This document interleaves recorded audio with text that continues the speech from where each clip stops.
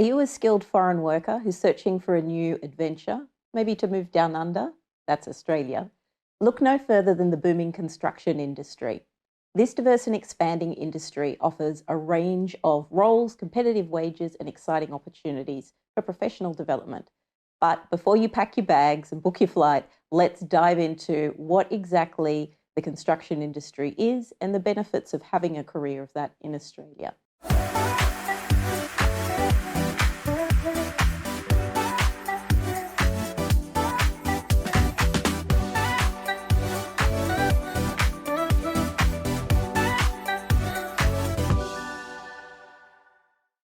Hi there.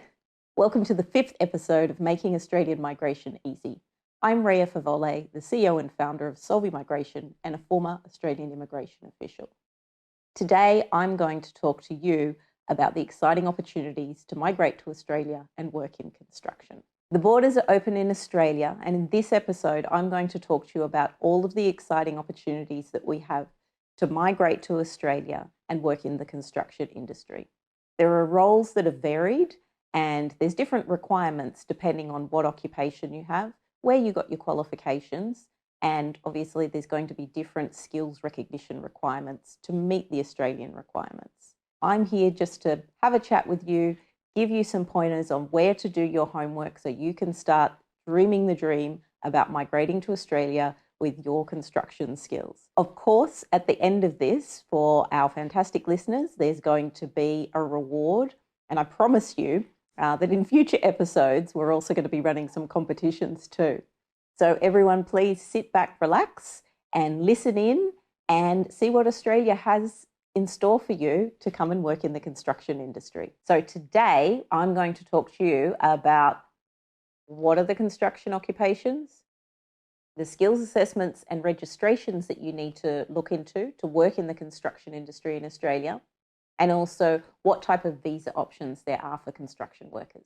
So the first topic I'll talk to you about is, I guess, defining what the construction industry is from an Australian migration perspective. There's obviously lots of different roles that covers, so it's quite broad. There are many different sub-industries. For example, there's residential, commercial, civil engineering. There's also infrastructure. And depending on your skills and interests, you'll definitely be able to find a role that suits you and a visa pathway. Some examples of current skilled occupations in construction that do have immigration pathways are architects, bricklayers, carpenters, construction managers, mechanics, electricians, engineers, plumbers, but there are many, many more. You'll need to do some research and understand the different skilled occupation lists and different visas that are attached, which of course I'll talk to you more later in this episode. So working in the construction industry in Australia has a multitude of benefits: great job security, high salaries, good career development, and the conditions and rules that we have regulating that industry mean that it's safe, stable, and quite enjoyable, and you can build a very prosperous career in that. So very promising for skilled workers, and there's a variety of roles available. One example that I like to talk about, because I live at the Gold Coast, which is in Queensland in Australia, not too far away, Brisbane has won the 2032 Olympics. So they're going to be hosting the Olympics. With that, of course, comes big infrastructure and development. There's going to be more development on the housing as well as the commercial. There will be sites that need to be developed in order to host the games, transport and so on. So a lot of opportunities that are coming up in the next few years, because that will take a number of years to build. So if you're thinking about coming to Australia, that might be one great industry to think about. Another couple of industries that we have in Australia are also mining. Mining has a great need for people with skills in the construction field and very high salaries. So a lot of people will like to come and work in those and do what's called FIFO, fly in, fly out work. And they're able to take home very sizable salaries. And of course, there's visa options attached to that. Australia being a very sunny continent in the world, the solar industry is also booming. And there are many subsidies offered to Australians to do installations, both residential and commercial. And that's another area where there's a big shortage of people with the correct qualifications as electricians, as roofers, as plumbers, and so on, in order to do those fittings in this very booming part of the industry. Lots to think about, lots of opportunities. So listen in and let's find out a bit more about how you can capitalise on that. Topic 2. All right, now let's discuss registrations and skills assessments. So as a foreign worker, you have a few different visa options that you'll need to consider. But in order to get there, you need to prove that your skills are recognised to Australian standards. So you may have gained skills in your home country, but your qualifications may not align immediately with Australia's, what's called the Australian qualification framework, which standardises the requirements nationally. So employers can't legally employ you in Australia to work in these industries if you don't have the appropriate registrations and you don't have recognised skills. So that puts their business at risk, which is why it's so important to make sure that you go and get the appropriate qualifications and registrations. So you'll have a bit of homework to do in order to figure out what registrations and qualifications you need. But for example, it's mandatory that you have in Australia what's called a white card before you work in a construction site. Let's leave the political correctness of that particular name aside, but everyone needs to have this particular card to work in construction in Australia. To get an approved white card, you can go to the Master Builders Association and also a number of registered training organisations. So regardless of your skills, you'll need to have them assessed formally with a registered training organisation or a skills assessing authority.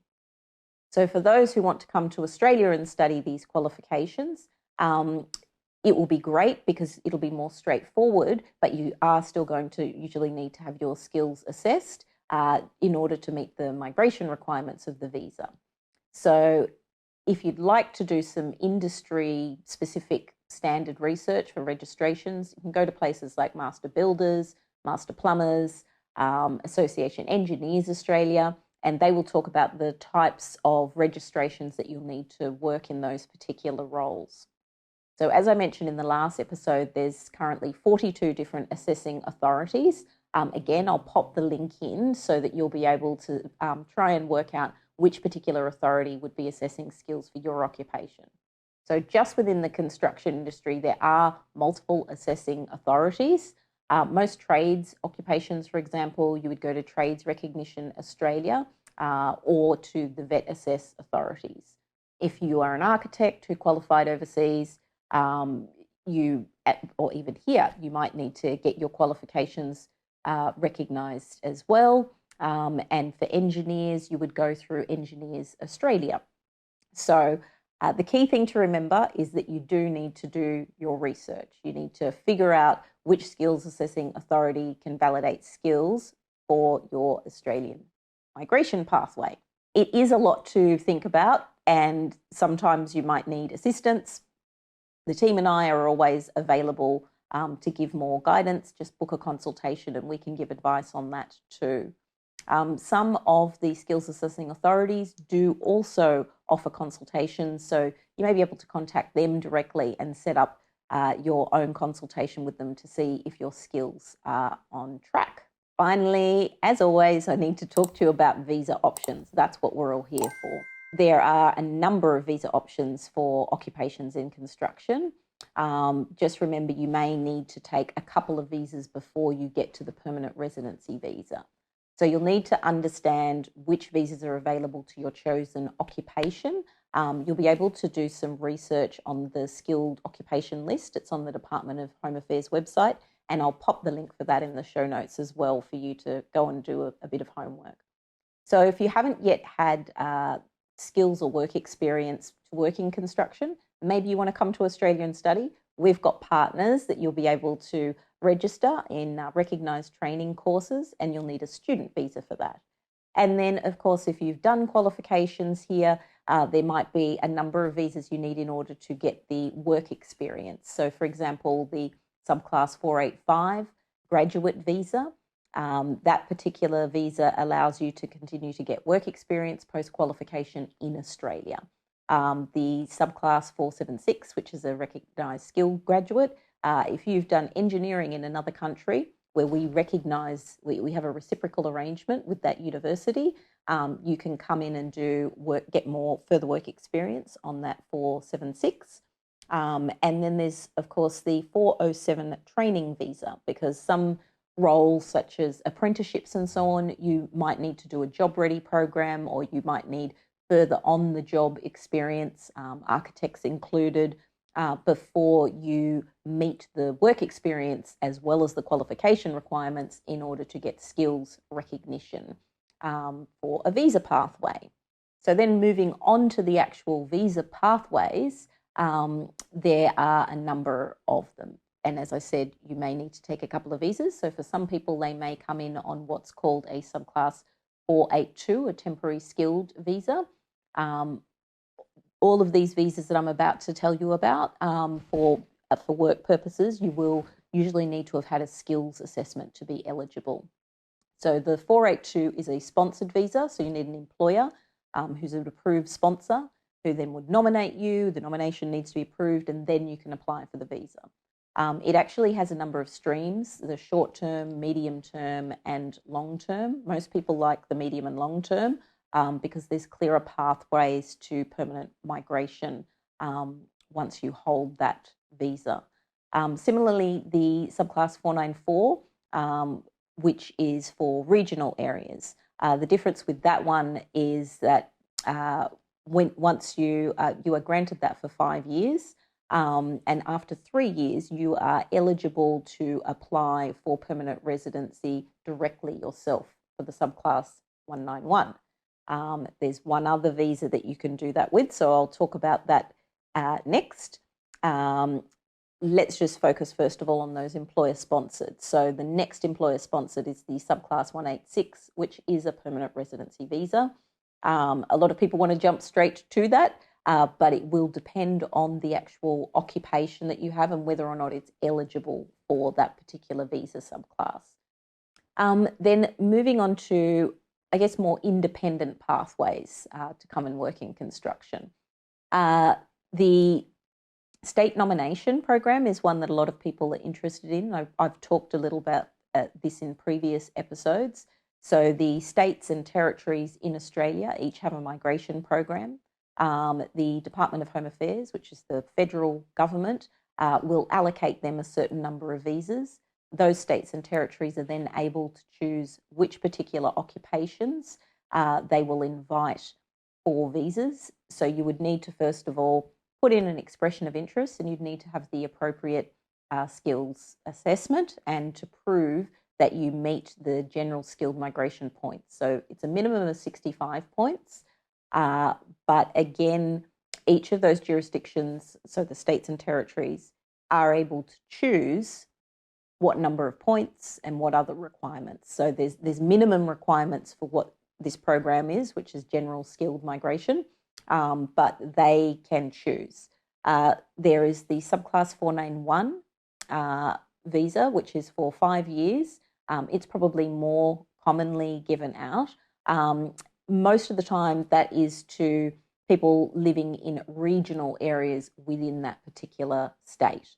There'll be certain residency requirements to live in that state if you're already in Australia prior to putting in the expression of interest, or if you're coming from overseas, you'll need to make a commitment to living there for a few years if you're granted the visa. So after holding the 491 for 3 years, you can apply for permanent residency. As I mentioned, it is the subclass 191, so you can do that directly yourself, and you won't need sponsorship or further nomination to do that. If you are fortunate enough to be eligible for the subclass 190 and receive an invitation under the state nomination program, that one is permanent residency. Again, always check the skilled occupation list to see if your occupation, which visa subclass it's actually eligible for. Through skilled independent visa, one that the Department of Affairs has. So you jump on their website and have a look at the Skill Select program. You are able to lodge an expression of interest there. Again, you need to hold at least 65 points and your occupation needs to be on the list. If you are giving an invitation to apply, it's for the subclass 189 visa, and that is permanent residency again. It's probably a little more limited in the occupations that we see appearing there, but some of them are relating to the construction industry as well. So worth doing your research and having a look. And then also to wrap up, so the visa subclasses that I talked about, the 482, the 494 and the 186, which are generally employer sponsored, some organisations or states or councils in Australia, so that's like little regions within a state, might have a type of labour agreement. Some of them are designated area migration agreements, so that's what we call the DAMA agreements. Others, the actual company may have an agreement. So I know mining industry commonly has their own agreements, also in agriculture and so on. But these particular programs, the reason why I'm mentioning them is for some people, they may have the correct skills and qualifications, but find that they fall out of the age requirements, because all of these skilled migration pathways require that you are 45 and under. So you need to be under the age of 45 to be eligible. With the labour agreements, some of them, and you need to, again, have proper advice, do proper research, have what's called concessions. And in those concessions, it may be that there are slightly lower English language requirements, and some of them may have a slightly higher age threshold. Again, in each of those agreements, it's specific to an occupation, so you'll need to understand that. But it's worth mentioning because for some people, that still provides a pathway for them. So I told you you'll need to do your homework to understand a fair bit. The Department of Home Affairs website does provide detailed information and guidelines as to the requirements for each type of visa application. And of course, I'm going to say this because I am a trained immigration lawyer, so I always recommend that you consult with an Australian registered immigration lawyer or a registered migration agent and make sure that you have identified the correct pathway, and you'll get help as well from them to actually navigate the process and assist you in understanding the skills requirements, the visa application requirements, and to avoid making costly mistakes. When I talk about costly mistakes, as a professional, we do encounter a number of clients who unfortunately have gone and done it themselves, and they might have made a mistake, which is understandable because it is complex. The unfortunate consequence, though, for example, someone recently who made a mistake on their visa application, because of that mistake, the visa was refused. The only thing you can do then is to go to seek a review through another process, which of course means a further application fee. Then they're going to have to pay higher professional fees for an immigration lawyer, a migration agent, in order to correct that mistake. Or for others, if they've made such bad mistake in that they didn't have the correct skills assessment, for example, and it was required, or they'd missed getting the correct English score, all of those types of things means that they didn't actually meet the requirements of the visa at the time that they lodged it. So when it's refused, you can't appeal that while you're in Australia. And that means you're going to have to leave Australia and to start the whole application process again. So you're going to be paying the fees all over again. So some people will say, oh, but there's a big cost to deal with a migration agent or an immigration lawyer.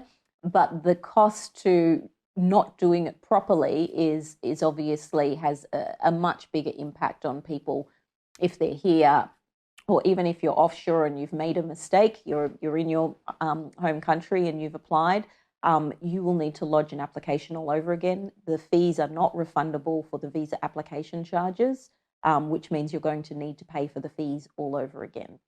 That's my little plug for the kind of job that myself and my team do. But I hope that we've at least given you some good tips so that you can start doing your homework to understand the requirements and registration and so on. Please don't be dissuaded because, as I said, there are so many fantastic opportunities in Australia. Construction has very high salaries when you look across the board at other countries and what they pay. And there's very good working conditions as well, and protections. And so it's a wonderful choice if you want to build a career, bring your family here, and obviously the benefits of migrating to Australia with universal healthcare, education, so many other opportunities. I can't recommend it enough, but I may be a little biased. Anyway, thank you so much for listening in, everyone. I hope that you've got something out of today's episode. Please do like and subscribe and share this with others so that they can also start learning about how to successfully migrate to Australia. And just to do a bit of a recap, today we talked about the fact that the borders are open in Australia and there is a shortage of skilled workers in construction.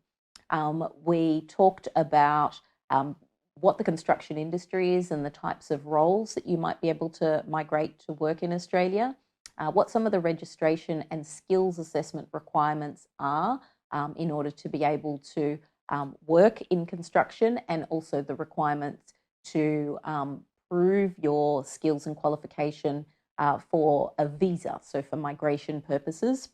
And lastly, I talked about some of the different types of visas that are available, because there's quite a number of them, and obviously different requirements to understand there.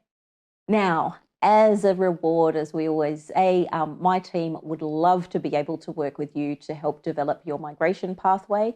To book a consultation, you just jump onto our website. That's www.solvimigration.com.au. And if you click on book a consultation, it asks for a redeem code. If you enter 50OFF, that's 50 off, you will receive $50 off your first consultation. So jump in, because it's not going to be on offer forever, but we would love to work with you. Thank you so much, everyone, for tuning in, and please feel free to drop in the comments if there's other things that you would like me to cover in future podcasts.